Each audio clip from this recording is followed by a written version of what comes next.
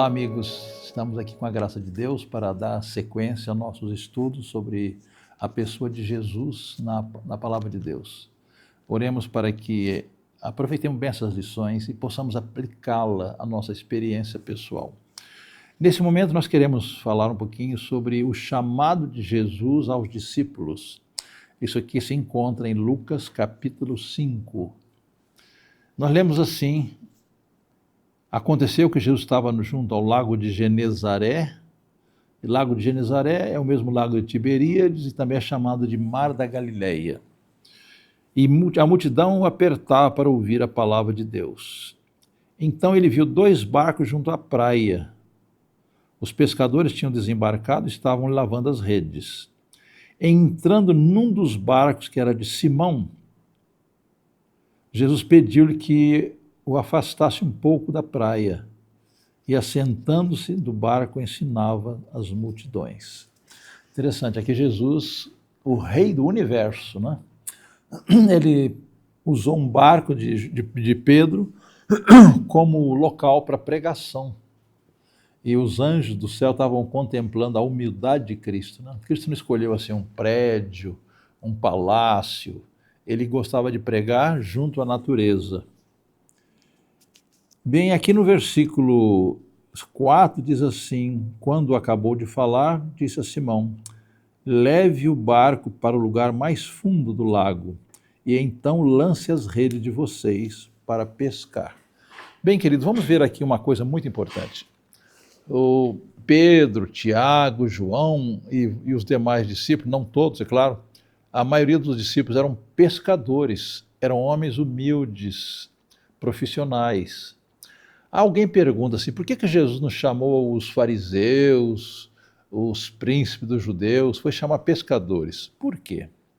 Alguém diz assim, Jesus não chama os capazes, mas ele capacita os eleitos. Ele não escolhe os capacitados, mas capacita os eleitos. Por quê? Por que Jesus não chamou os fariseus? É claro que eles tiveram oportunidade, né? Desde quando Jesus foi apresentado no templo, quando ele visitou Jerusalém para a Páscoa, ele se reuniu com os líderes da nação ali no templo. Ele falou das profecias de Isaías 53 e outros, mas eles eram muito orgulhosos. Então Jesus não chamou os discípulos porque eram pobres, não, porque eles estavam dispostos a aceitar a orientação de Cristo. Já os fariseus, os saduceus, os líderes da nação, eram pessoas orgulhosas que não olhavam a Jesus com bons olhos. Tá claro? Então aqui no capítulo 5 de Lucas, Jesus propôs que lançassem a rede. E era de dia. Interessante, os discípulos, Pedro, Tiago, João e outros, eram profissionais da pesca. O melhor horário para pescar era à noite. Mas estava de dia, Jesus propôs que eles lançassem a rede. Qual foi a resposta de Pedro? No verso 5, mestre, havendo trabalhado toda a noite, nada apanhamos. Então o que Pedro explicou? Olha, nós somos profissionais. Nós trabalhamos a noite toda, que é o melhor horário para pescar, mas não conseguimos nada. Então, note bem, apesar de serem profissionais da pesca, eles não estavam com Jesus. E o que dá sucesso ao nosso trabalho de pescar almas para Jesus é nossa comunhão com Ele, é a direção do Espírito Santo. Mas Pedro diz assim, havendo trabalhado toda a noite, nada apanhamos, mas sob a sua palavra lançarei as redes. Mas eu pergunto novamente, por que aquele milagre? Para que aquele milagre?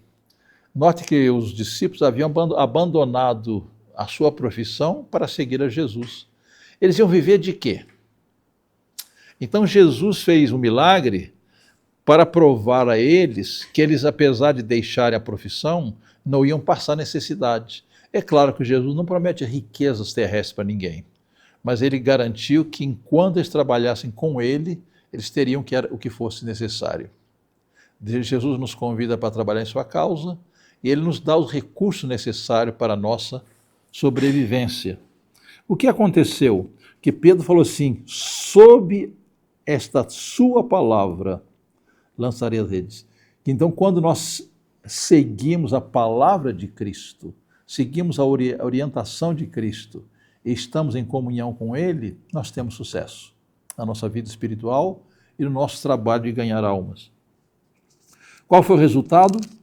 No verso 6 diz assim: fazendo isto, apanharam grande quantidade de peixes, e as redes deles começaram a se romper. Irmãos, vamos fazer aqui uma análise. O que é que Jesus fez realmente?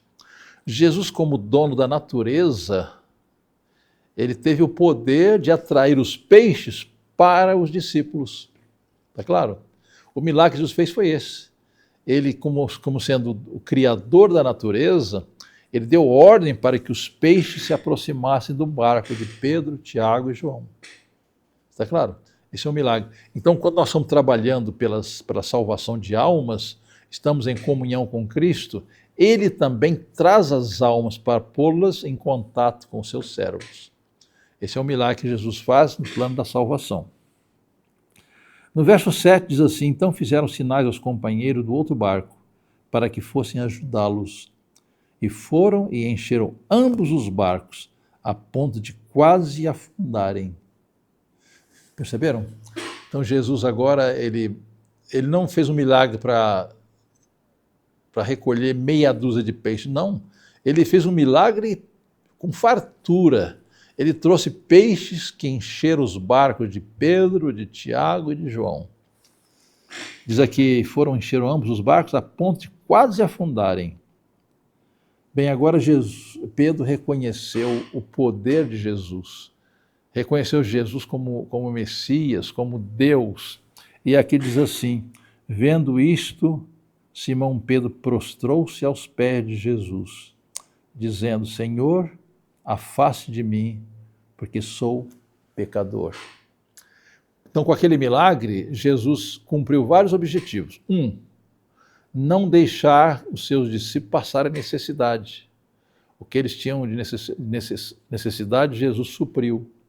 Outra coisa, com aquele milagre, Jesus se revelou como Deus, como um ser poderoso que tem o controle da natureza. Agora eu quero chamar a atenção de vocês para um que nós já falamos há pouco. Jesus nunca usou a sua divindade para benefício próprio, mas para ajudar o semelhante, sim. Ele perdoou pecados, fez o milagre da pesca, ele curou os enfermos, ele usava a sua divindade para o bem de outros. Ele não podia usar a divindade para o bem próprio. Está claro? E aqui diz que Pedro prostrou-se aos pés de Jesus. Quer dizer, Pedro reconheceu Jesus como Deus presente, não é? Agora o verso 9 diz assim: pois à vista da pesca que fizeram, a admiração se apoderou dele e de todos os companheiros, bem como de Tiago e João, filho de Zebedeu, que eram seus sócios. Então Jesus disse a Simão: não tenha medo, de agora em diante você será pescador de gente. E arrastando eles os barcos para a praia, deixando tudo, o seguiram. Bem, queridos, aqui nós vemos a obra de Cristo em fazer aquele milagre poderoso, em pregar a palavra, e vemos também a obra de Cristo em garantir que os discípulos não passariam necessidade. Depois ele fez o convite.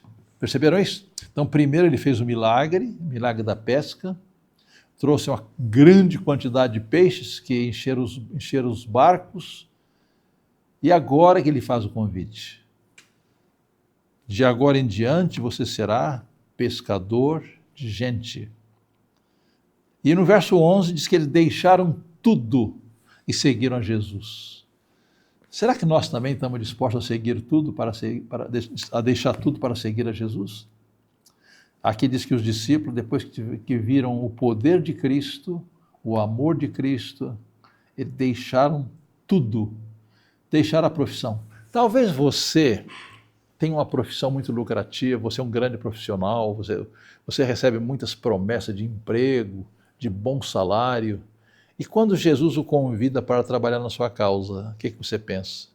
Como que eu vou deixar um emprego tão bom, onde eu ganho tão bem, tenho uma conta bancária recheada, eu tenho meu carro novo, tenho uma boa casa, como é que eu vou deixar tudo para seguir a Jesus?